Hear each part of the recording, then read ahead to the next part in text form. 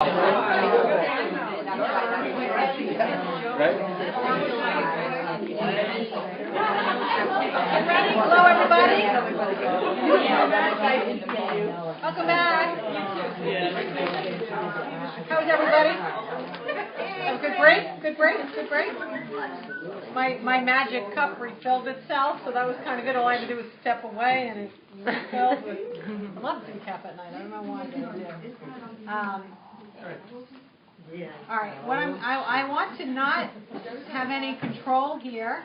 Let's let the universe direct us to where it is that we go. So let's have someone pick a card. Okay? Pick a card, any card. I can't look because I don't want to pick them. Well, they're all, you can't see them. They're all upside down. Pick anything you want. Thank you. One of my favorite topics. Okay. And the word is playtime. Yeah! Got it. What is it? Playtime. Playtime. All right, playtime. Let's see what you guys want to say about that. First of all, I do actually want to say something because I don't want anyone here to think that I'm a hypocrite.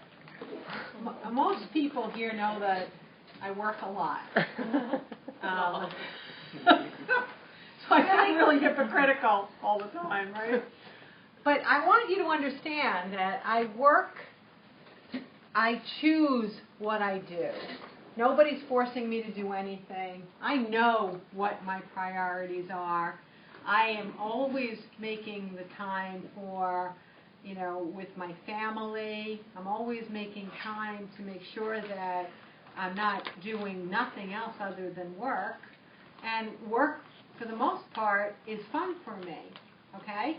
And if I could have figured out 20 years ago that I could do this for a living, and I could earn, and then I didn't have to have a boss or paychecks or someone else telling me when and where to go all the time, I would have done this decades ago.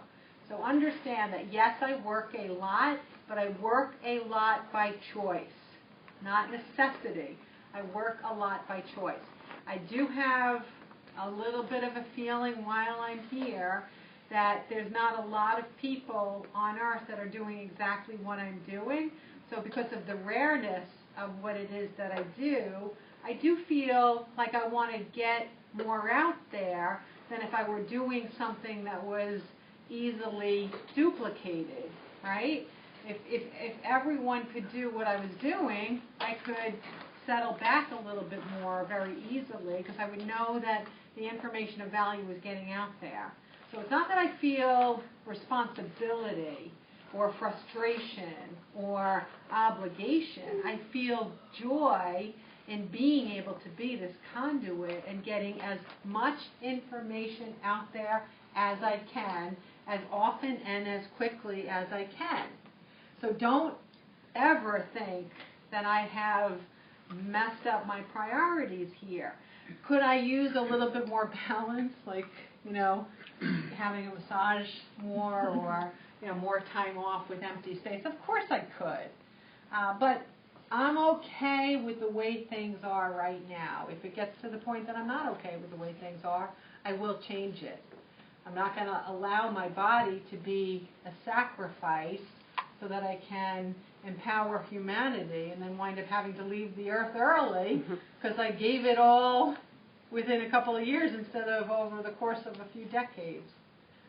One of the nice things that the universe brought to my attention in the first year that I was acting as a vehicle was it introduced me to Jane Roberts. And does everyone know who Jane Roberts is? Yeah, raise your hand if you know. Okay, let's do. Keep your hand up. And now add a hand for those of you who don't have your hand raised. Do you know who Seth is? Okay, so just about everybody in the room has heard of either Jane Roberts or Seth.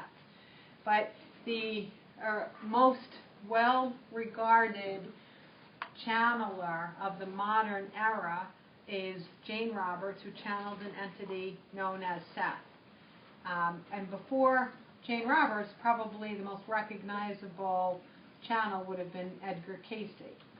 And they've touched millions and millions and millions of people, and each of them have millions and millions and millions of followers still to this day.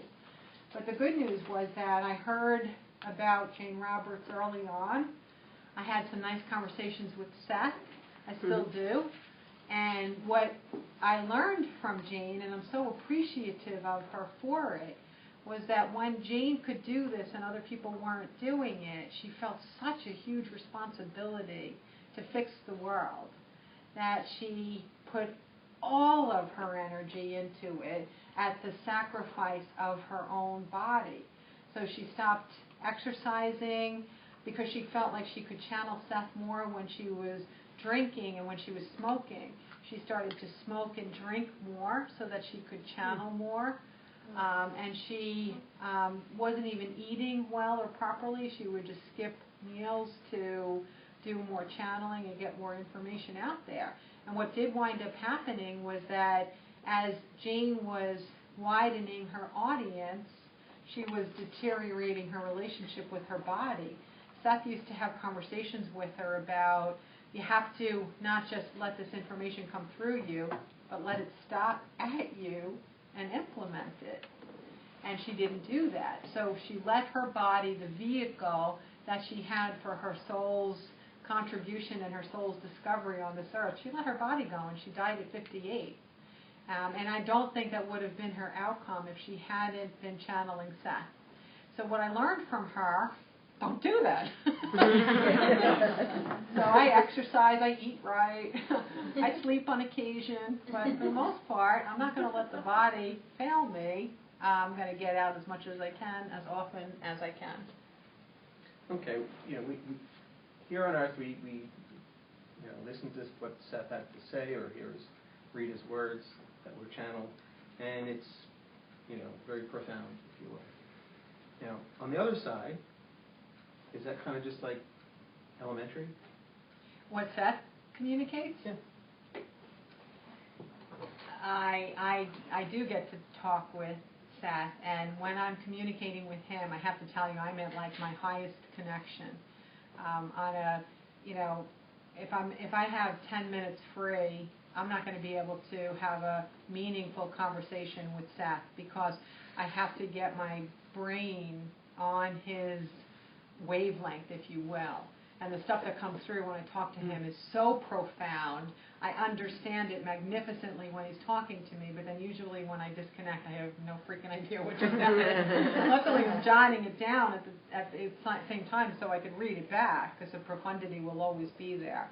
But no, I don't think what he speaks about is elementary at all. I think one of the things that I love about him is that in the energy realm, the best way that I describe him in the energy realm is that he studies the vibration of love through science, which fascinates me.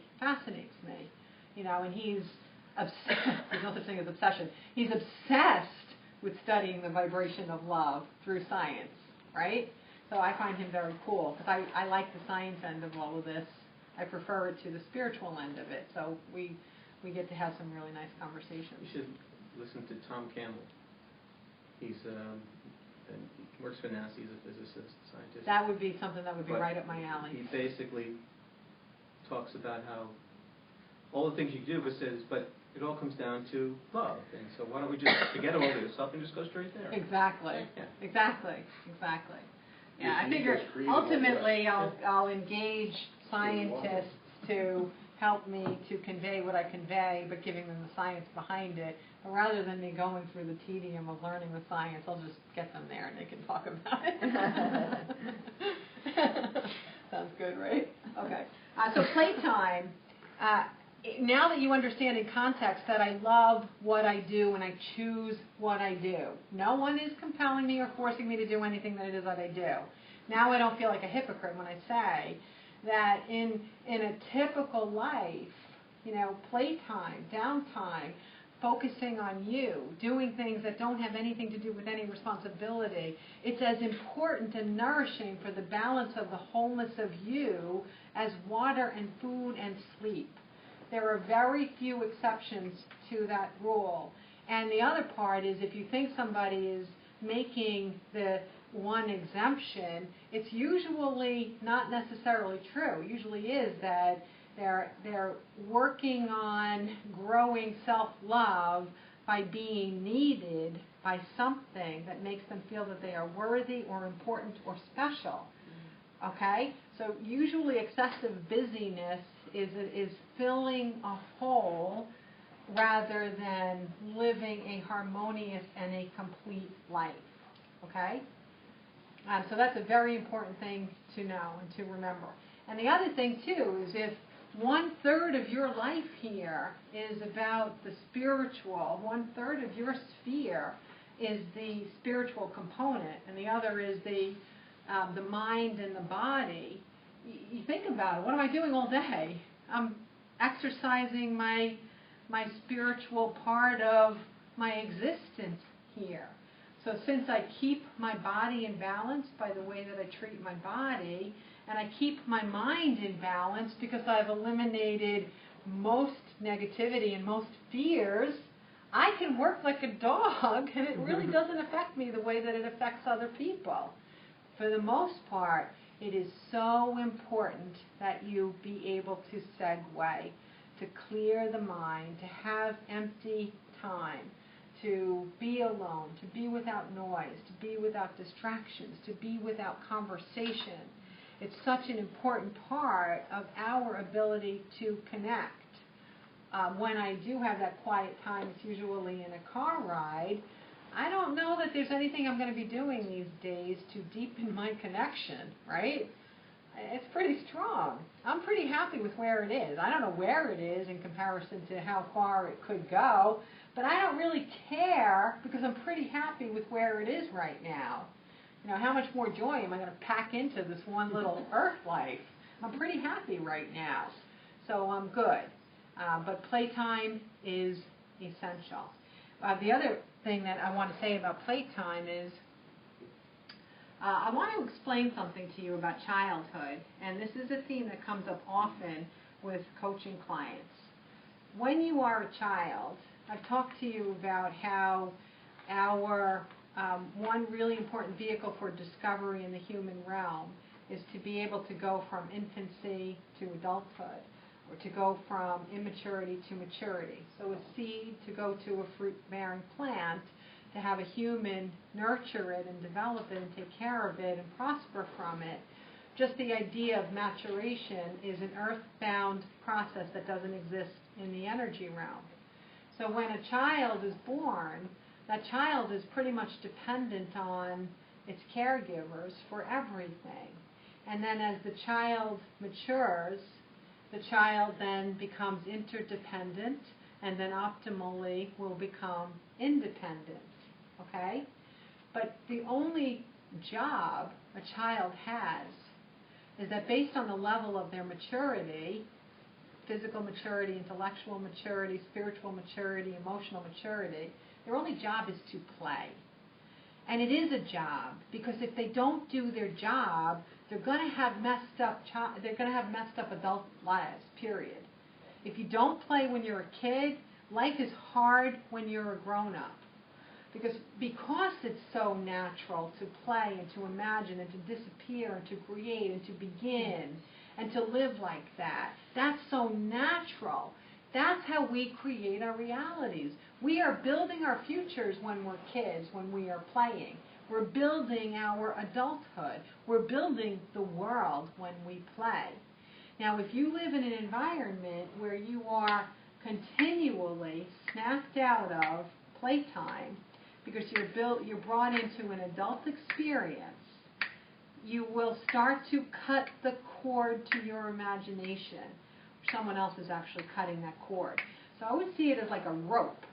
Your rope goes right to your imagination, your freedom, your creativity, your expressiveness, everything.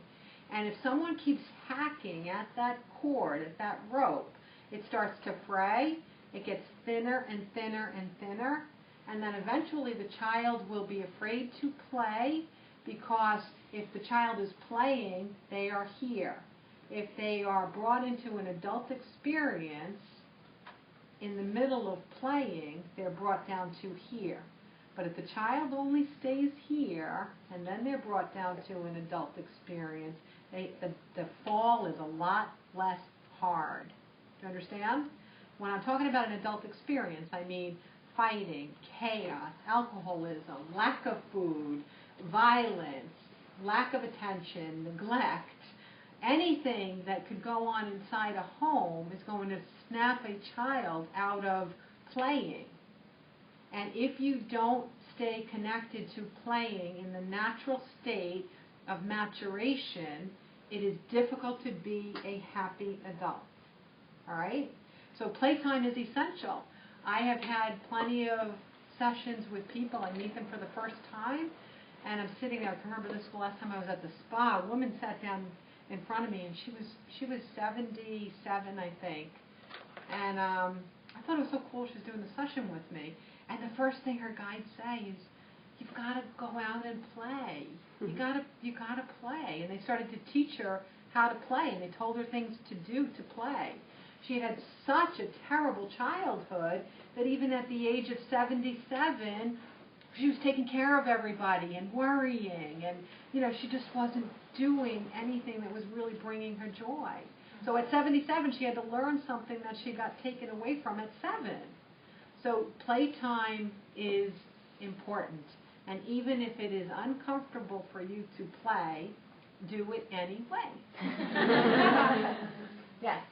So I think everyone kind of has a different version of playtime, and there's certain things as far as like technology now that I'm just kind of like, I think I'm confused because I understand why we need them and why we have them, where that's where it's going, but it's like you're bombarded. So then how do you stop? And now with all the kids and the phones and everything, and now I have people saying, well, you need to learn about and keep up with. So how do you keep up with and engage, but then obviously, like, I'll probably have kids in the next 5-10 years, and then it's like, what, it's like, I think we're coming into a different definition of it almost, but how do you find, I guess, I don't know exactly what I'm trying to ask, but I think I do. Yeah. I think I do.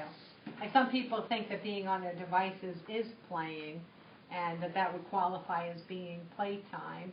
But playtime really is when you are emptying your space, or you're doing something that is truly fun and it's experiential.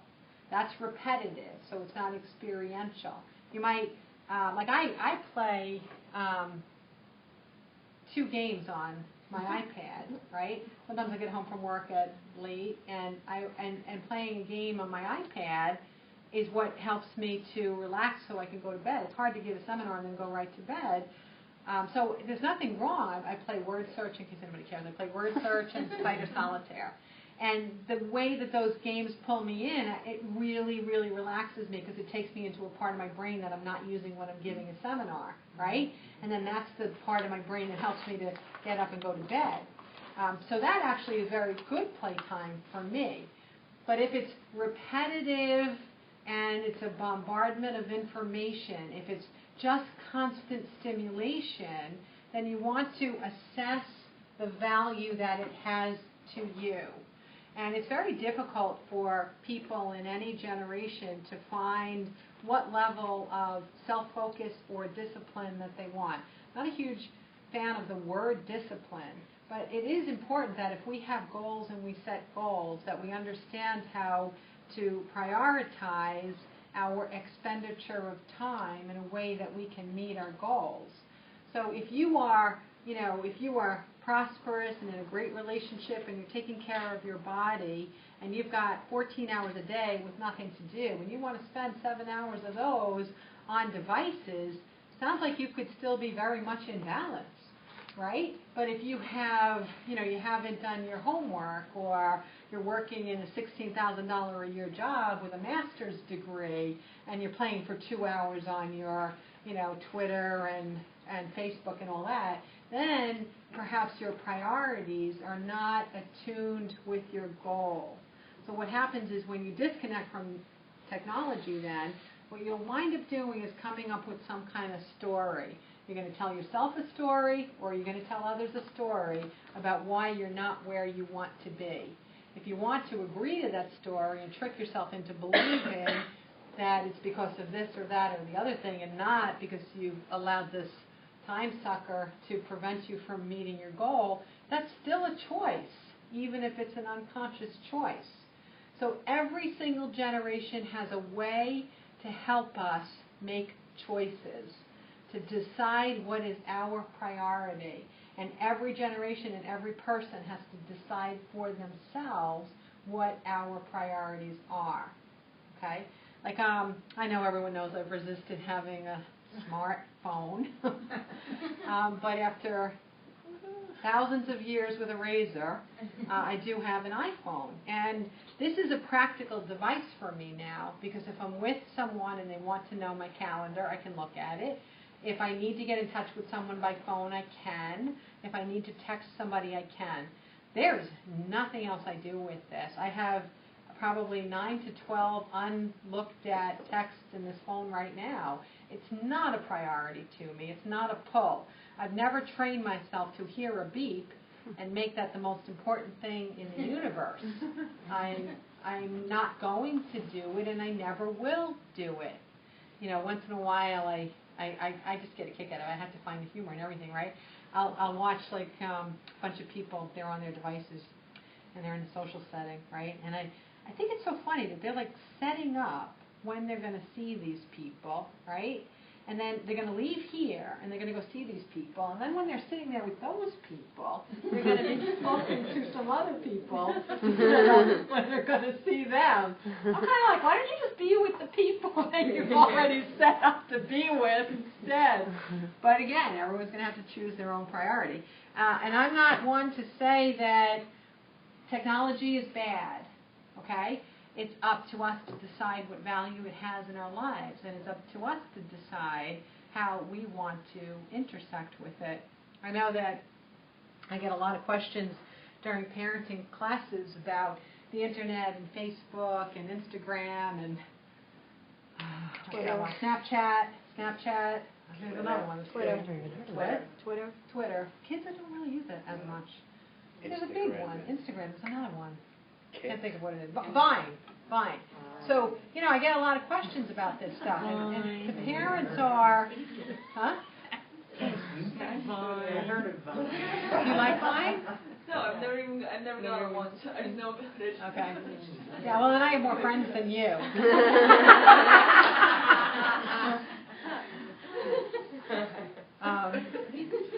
So what I work on with parents is, because usually they come to me in a parenting seminar and they're 100% negative, okay? Trying to figure out how to get their kids to stop being on this stuff.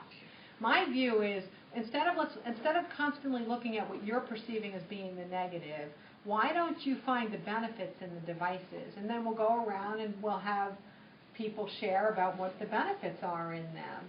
And it makes such a big difference. Like, I think one of the coolest things is, remember I told you I had those older siblings, because I'm much younger than them. But my older siblings, when they went away to college, they only had snail mail, right? When I went to college, we had Twitter and all that. But so when they went to college, you had a phone that was connected to your dorm wall, and you sat on a stool, and you waited at 6 o'clock on Sunday to get the phone call from someone, okay? And then you wrote a letter, waited for a letter back, you wrote a letter, and you lost connection with everybody. By the time you graduated after 4 years, you maybe had 2 friends from childhood left, right? So now, today, the kids never disconnect. So if one of our purposes on Earth is we're heading toward we're in this process of accelerated enlightenment, as we're heading toward clear vision, one of our goals is to understand on a sentient level, on a visceral level, that we are all connected. Isn't Facebook a great thing? Yes. It's evidence on a day-to-day basis that the younger generations have that we are all connected. Okay? Yeah, hi, my name is Susan. One of the things about Facebook is in the beginning, when it first came around, I guess, what was that, maybe, I don't know, like 7, 8 years ago, I'm just trying to guess, I was kind of, no, I don't want anybody to know about me. I don't want to know about them. And then people say like really evil things about it. And I don't. And now I'm very much on Facebook, and I don't see it as this evil, like, you know, they're getting into my space here. I see so much humor and fun, and it's how you perceive something. I see funny things, animal things, things that make me chuckle and laugh. I don't really see I don't know if it's me. I've changed. I do think it is a bit of that. I don't see negativity there. I mean, it's what you see in something. It's not only what you see, but you are also co-creating it energetically. I think, yeah. Because what you are putting out there into the universe is mirrored back to you. Yes. So if you're always looking for the ugh in the universe and in everything and in people, your feed is going to be pretty jam-packed with a lot of ugh. I remember one time somebody was standing over my shoulder when I opened up Facebook, and I remember like him like could scroll, and I'm like, you know, why? I don't read the feed very much. And he's like, he's like, I've never seen anything like this. Your feed is like Pollyanna, you know? Everybody's so happy and helpful and full of love and good advice and loving each other's stuff and supporting one another and congratulating one another. He's like, I've never seen anything like this. He said, I thought Facebook was all about the place to complain. So then we got to talk about, well, why is your Facebook read your wall. Read your wall. Yes, exactly. It is what you put into it. All the mediums, and I think that that basically it's a great. I think it brings the world closer, not further apart. And it's always our choice what to do with it. Yeah. Always our choice. All right, let me get to. Do we have any other questions? Yes. About playtime or Facebook? Yeah, right. None of the above. One of the things is that I got sick. I got sick back to back with sinus infections. And then you were saying something about a lot of people are having sinus infections. What is going on for us to experience that? Yeah. What happens is we are a part of the collective consciousness. So we can prepare our bodies to be as immune as possible to whatever body disharmony is going around or prevalent at the moment. But we're still having a shared experience. So our role really is not to not be human or to be a robot or something. It's to have those shared experience impact us less than they used to. But a shared experience of having impacted sinuses, it's happening on a couple of levels right now. Because of the collective consciousness, the aggregate thought energy that has gone into the idea of global warming now, we are seeing patterns of extreme in weather. No rain when it's supposed to be raining all the time, lots of cold when it's supposed to be hot, and all of these new spikes here and there. That the Earth is not the decider. The Earth is the reflector. The Earth reflects what it is that we tell it. If we continue to tell it that it will be experiencing extremes, it will continue to experience extremes. So the sinus issue is because of like the lack of rain and the changes in our weather patterns, so that collectively we can say, look at this, we're all having this. Then it could lead us to why. Then that could lead us to, well, why? And go deeper and deeper and deeper until we can get to that magic aha moment of taking responsibility for what's happening on the globe. That's the intention, so that we have these shared experiences, so that we can see how powerful we are collectively. Okay? Thank you. All right. And the metaphor of impacted sinuses or not being able to breathe is, I can't breathe. There's something going on Earth, and I can't breathe. It's pretty simple, right? Pretty simple? Okay. Mary Ann, let's let you pick it.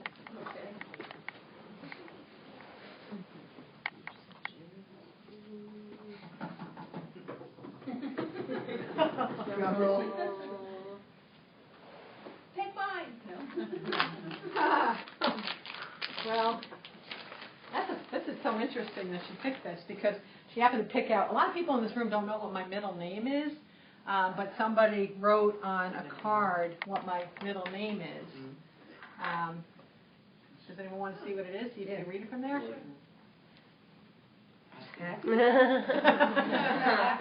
Happy. What is it that I do for a living? Is I teach people to be happy. Happiness is a great goal to have on earth, because when you are not experiencing the emotion of happiness, you are motivated, and motivation helps you to find information that's different than what you had already had. So happiness is a great way to keep you moving toward letting go of masks and layers, reimagining your life, letting go of fear. Because when you're not living in a state of happiness, it can be so heavy and so weighty that the best possibility would be to release the challenges that you're holding on to or experiencing in the moment. Therefore, I love, happy happens to be probably my very favorite word on earth right now, because it quite clearly is the goal, the possibility, what it is that I would love to see everybody achieve, what I'm happy to achieve for myself. And I do like the fact that even if it's eluding anybody, that it's incredibly motivating to help them see something from another angle. You know, I think about something like a person with chronic back pain, okay?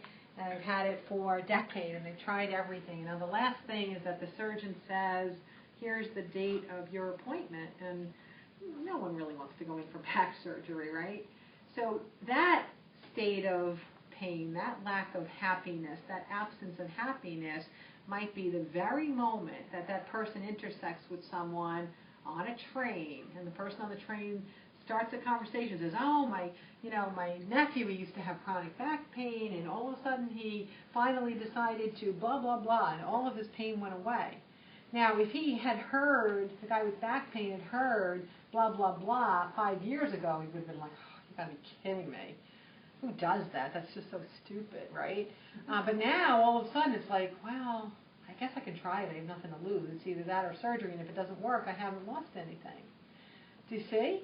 So he wants to be happy. He wants to be in the absence of pain. So now he's open to a possibility that could be a solution to help him to be more happy. So it's a great motivator. You know, a lot of times when we talk about the evils of money, money is a great motivator too, as long as you're using it as the vehicle of getting you closer to the vibration of love. It can be a very good motivator. There are a lot of people that have to have a lot of money, or there's a lot of people that need to have a certain amount of money to live or to exist or to pay their mortgage or to do whatever. But if that's the thing that gets you up and gets you out and gets you creating and using your imagination and helping you to find your tenacity and your abilities and help you to find a good fit with a pathway of earning, then sure, it's another great vehicle. But ultimately, all money is doing as a motivator is still bringing you to the greatest motivator of all, which is we want to be happy. And we can all be happy as well. We can all be happy. Okay? When I became an adult, because I did have a really difficult childhood, I knew that happiness eluded me. I knew it did. I didn't understand the context of it. I never felt like unhappiness is natural, right? Like I kind of understood that my own unhappiness was a byproduct of my experiences, but I hadn't ever gone to a counselor or for therapy or read a book or anything like that. I just had this innate feeling that I felt like I learned a lot of stuff in school. I really felt like I could learn how to be happy. And that's part of the energy of me and my human experience that led me to connect to what it is that I do for a living. You know, when I stumbled upon connecting with non-physical sources, even though it was very, very, very difficult to get to the point where I could communicate on a regular basis with clarity, as I was shedding my misbeliefs, as I was listening to them, I became happy. I learned how to be happy. So I got to find out that this pressing idea that I had when I was younger, that I could learn. I thought I could learn how to be happy. I don't know why I never felt like I had to take a drug, or I had to go to therapy, or I had to move to California. I never ever felt like I had to do something outside of me. I just figured it was up to me. I was going to learn how to do it. And I believe that all of us can return to the natural state of happiness given the right information and support and love. Okay? Yeah. I would love to do more because I've only done 2, but I did have another request of a topic, and since I only have a few minutes right now, I don't even know what the answer will be, but I'm going to pretend that I'm picking out a card, and it has the word that somebody gave me in writing earlier today, and the word is Atlantis. Okay, good. Thank you for submitting that word. So since somebody was so nice to write out this paragraph today, like I want to hear something about Atlantis, I said, you know what, let me see what I get anyway. Atlantis. I feel like I'm in a spelling bee. A-T-L. Capital A. Oh, sit down. Okay, Atlantis. I have had experiences where my consciousness have gone to a civilization that I believe could easily be known as Atlantis. Not having studied up on it, not having read about it, allowed me to experience it firsthand when I did let my consciousness go there rather than regurgitating somebody else's version of Atlantis. And what I discovered in that experience is that it was a civilization that had a high level of awareness, especially in the areas of, very advanced in the areas of, I'm going to say science and mathematics, but almost like a spiritual version of science and mathematics. Oh, is that funny? That's what I talk about. I like the science of the spirituality. Oh, I must have loved it there. So, and I always see like advanced forms of using energy. I feel almost like a different kind of the Native American connection to the earth, but I feel almost like an energetic connection to the power of thought energy and the power of energy and directing energy, okay?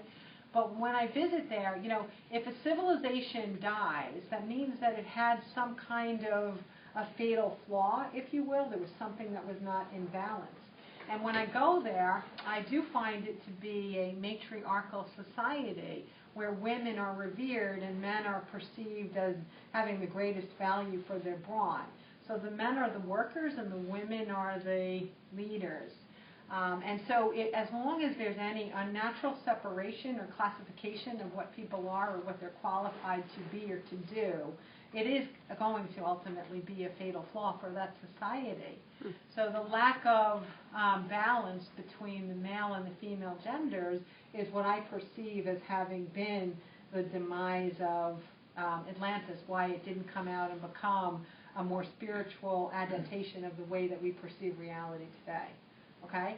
But there was a really good side that I did notice when I would visit that culture. There was one aspect of the male-female part that I found really fascinating. They were very spiritually advanced in the way that they raised their children, in that people didn't take ownership of children. So when a child was born, children were raised collectively. And whoever had a natural affinity for a skill to teach or a task to teach or a particular child or a particular few children, the relationship just evolved very naturally. So there was no feeling of a child not belonging. A child always belongs to the whole community.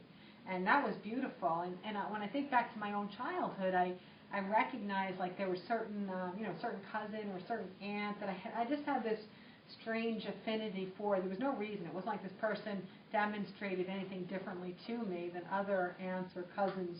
But there was just this connection, right? In Atlantis, I feel as though that connection was honored and there was no judgment about it. So if Christina was my cousin, I'm going to say cousin instead of niece. Again, I'm very young. So if she were my cousin and I had a tremendous affinity for her, then, Anthony, if he were also my cousin and I wasn't spending as much time with him, he wouldn't be hurt because the selection was so natural and magnetic that everybody had their needs met. Okay? Mm-hmm. And so that was one of the parts of that particular culture that I felt to be very, very advanced. And I've seen that in a lot of cultures, actually, not just that particular culture. That was actually common in many, many, many cultures. All right? Okay. So I did want to end with someone in this room getting a little personal gift from me, and only that person knows who it is. So we are out of time now, right? Yeah. 9 o'clock. Is it 9 o'clock? Yeah. Wow. Yeah. Wow. That's pretty good, right? That's very good. Good, that's good. So now I got to get back to Earth again, right? Before you get back to Earth, on what you just said, so that civilization, is that on Earth and that's like a certain group of people or so? To me, it feels like it was an earthbound civilization, but I'm open-minded enough to know that I don't need to qualify it. All I know is that when I visit the civilization, it definitely feels like there are human characters, that they're physically the same as us. Where its location is, it doesn't seem relevant to me. I've never been one that says that the human experience or the human carrier of the soul is the only way that the soul can develop. I don't need to quantify it. There might be an infinite number of ways that the soul is experiencing its consciousness that we are completely unaware of. I have had lots of opportunities to try to explore some of those possibilities, but I just decided that I have enough to do here with just human consciousness, so I'm going to just stick to this bit. And that's more than enough for me. I don't need to do all of that other exploration. Yeah. Thank you. So thank you for being here. Remember, in June, when we come back together again, we will be on Tuesday, June 16th. June 16th. So it'll be a different date. Maybe it'll be kind of nice because, as I know, there are always people that can't make it on a Wednesday. It'll give them that one time for the year to be able to join us. And I hope to see some of you I think I've got a lot of local events between now and June 16th, so I hope to see you at some of those as well. All right? Thank you for being here, everybody. Thank you.